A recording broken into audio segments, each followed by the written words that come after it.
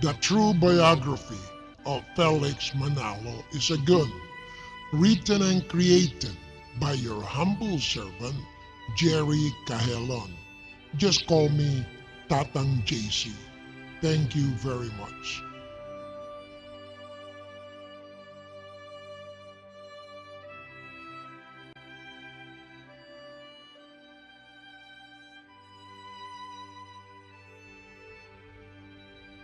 Before I proceed, my very dear brothers and sisters, friends, countrymen, and acquaintances, may you please don't forget to like, share my videos, and subscribe also to my YouTube channel so you can easily follow through on my next significant manifestations or testimonies.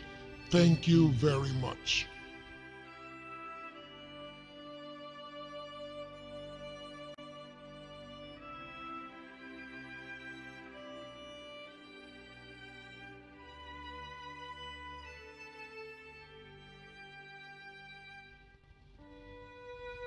Last part and conclusion of the biography of Felix Manalo is a gun. Mr. Carlos P. Garcia of the Nacionalista Party was elected as the 8th president of the country and the 5th president of the Republic of the Philippines on November 12, 1957. The cult and spurious Iglesia ni Cristo, INCorporation celebrated his victory in this election. Accordingly, Sir Felix Y. Manalo was hoping to get part of the ownership in the prosperous sugar industry at Hacienda Luisita in Tarlac. The Church of Sir Felix Y. Manalo was spreading the news that President Carlos P. Garcia per se was granted the inflated vote or black vote of his brethren during the last election. And why? Because he was already elected or chosen by the general public. The spurious church administration of Sir Felix Y. Manalo has a proverb or betting scheme which was strictly enforced and preached heavily to his entire brethren in every worship service and right after every election in the Philippines. It went like this: whoever wins or is elected candidate in any election is the one endorsed by the Iglesia ni Cristo, INCorporation. In short, according to this proverb, Sir Felix Y. Manalo and his cult church will always be the winner, right? However, in the year 1958, even with the huge cooperation between the two wealthy brothers, Fernando and Eugenio Lopez of Iloilo, in the southern part of the country, as well as the wealthy church of Sir Felix Y. Manalo of San Juan in Manila, they failed to acquire Hacienda Luisita and its booming sugar industry in Tarlac. This failed purchase made Sir Felix Y. Manalo secretly furious, and his hatred of President Carlos P. Garcia skyrocketed. Consequently, the cooperation of the president and his lawyer, Senator Ferdinand E. Marcos from Ilocos Norte, made the successful sale with the Cojuangco and Aquino families.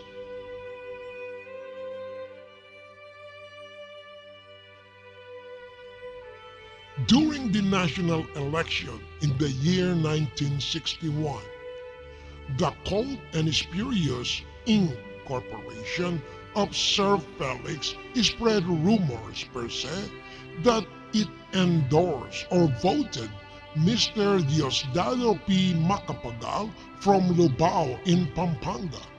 This fake news was now being spread by the INCorporation of Sir Felix? Well, because he was already elected or chosen by the general public as the sixth president of the Republic of the Philippines. In other words, based on Sir Felix's corrupt schemes and involvement in politics, the spurious Iglesia ni Cristo INCorporation wins again, right? Therefore, my very dear brothers and sisters, friends, countrymen, and acquaintances, that was the kind of corrupt betting scheme Sir Felix employed in politics without ever losing. The endorsed candidates who lost in the election would simply shut their mouths so as not to be embarrassed and expose their corruption for buying the endorsement or block vote. In the beginning of the year 1963, and one day in February, the 76-year-old Sir Felix Isagun Manalo's stomach illness became very serious due to his ulcer and hemorrhoids blocking his anus. Many people who happened to know about it became very concerned about his deteriorating health. Along with this were his loud cries and laments due to the terrible pain in his anus. He was unable to sit at all and couldn't even utter the words, "Oh thanks," which he said before and right after he heard about President Ramon Magsaysay's death in a plane crash. A large part of the general public now believe that this might have been the so-called doom for his outrageousness or payback for his sins in sexual lust and extravagance in worldly life. He was immediately taken into an expensive, new and luxurious black vehicle called the Mercedes-Benz. In it, he was rushed to the St. Luke's Veterans Memorial Hospital in Quezon City. According to the medical diagnosis by the medical experts in the hospital, the large ulcer in his bleeding intestines was the root cause for his illness. Subsequently, the large hemorrhoids blocking his anus added to the seriousness of his condition. The excessive number of big hemorrhoids spreading into his large intestines made it unsafe and life-threatening to undergo any medical surgery. Contrary to the false biographies of Sir Felix Y. Manalo that were distributed by the administration of his spurious Iglesia ni Cristo INCorporation, he was stubbornly against, per se, any medical surgery that needed to be done. And why? The truth is, on the way to the hospital, he was already unconscious due to the extreme pain he underwent on the way there. Only his wife Honorata and son, Mr. Eranio G. Manalo, acted as the speakers on his behalf. There were made-up rumors or fake stories that circulated, of which were aimed hopefully to create the perception to the general public that they should be impressed by Sir Felix Y. Manalo's great courage to meet God in the afterlife. However, according to many people who knew what really happened, Sir Felix Y. Manalo was now well prepared to face the truth of God per se. Now you can see clearly, see big changes on Sir Felix's face and movements during the past short years wherein death fast approached. When death comes, it is like a thief who steals what a person treasures the most, life. Sir Felix Y. Manalo was told by the expert medical doctors that he had only up to 2 months to live with the help of every modern medical technique and strongest medication they could provide him. To his immediate family and closest allies, the news was heartbreaking. However, to his antagonists in faith, the news was jubilating and something to celebrate over.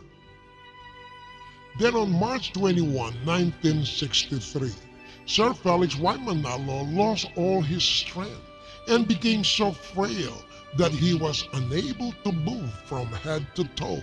So he was taken immediately into a luxurious ambulance to St. Luke's Veterans Memorial Hospital. He underwent surgery performed by the skillful doctors in the said hospital, but this time without the stubbornness on it by anyone per se. The goal of his surgery was to take out some of his gigantic hemorrhoids that blocked his anus, which caused swelling in his large intestine. Just after a few days, he was sent back home to regain his strength. However, his fresh wounds suffered infection. His severe pain also came back, which couldn't be alleviated by the strongest of pain medications. Consequently, the unconscious Sir Felix was returned to the same hospital on April 2, 1963. According to the examination or diagnosis, he again suffered serious bleeding due to an intestinal outburst or perforation in his intestines. Nevertheless, due to his family and close allies in his spurious Iglesia de Cristo, INCorporation's desire to prolong the life of their so-called angelic messenger per se, millions and millions of money was spent. They were not even shaken by these expenses. Instead, Sir Felix underwent another surgical operation on April 11, 1963, without anyone being stubborn towards per se or against it. Unfortunately, death finally prevailed to take away his life. So, Sir Felix Isagun Manalo's last breath of life occurred inside the same hospital at exactly 35 minutes past 2 o'clock in the morning, 2:35 a.m. of April 12, 1963. At the age of 76 years old, Sir Felix Manalo Isagun, who was well known as the Felix Banker, Felix Promoter, Felix Womanizer, Ravenous Felix, Felix Vernacular, Felix Manalo, Bird of Prey, and an angelic messenger to both his allies and his antagonists, finally died in this earthly world. His body remained for a few days in his majestic temple in San Juan, exclusively in order to be with all his immediate family, grandchildren, and other very close relatives.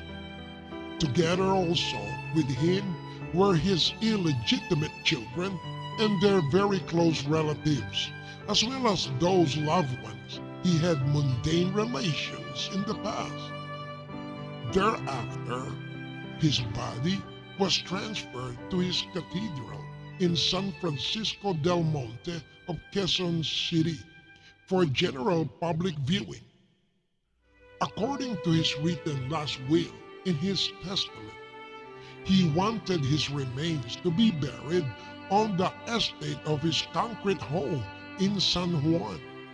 This wish was granted on April 23, 1963. However, unknown to many people, and of which is extremely kept secret, that his remains were not buried. Instead, the earthly body, flesh and bones of Sir Felix Manalo Isagun were not returned to dust. Instead, they were placed in a refrigerated glass casket with the whole body kept frozen to preserve its earthly form, flesh and bones. This shows how it is very important to the cult and spurious Iglesia de Cristo INCorporation of Sir Felix Manalo Isagun that the earthly forms are more valuable than the heavenly things. To my very dear brothers and sisters, friends, countrymen, and acquaintances, thank you very much for following, watching, listening, and reading on this true biography of Sir Felix Manalo Isagun on the internet of the cyber world. Again, my very dear brothers and sisters, friends, countrymen, and acquaintances, may you please don't forget to like, share my videos, and subscribe also to my YouTube channel so you can easily follow through on my next significant manifestations or testimonies. Thank you very much.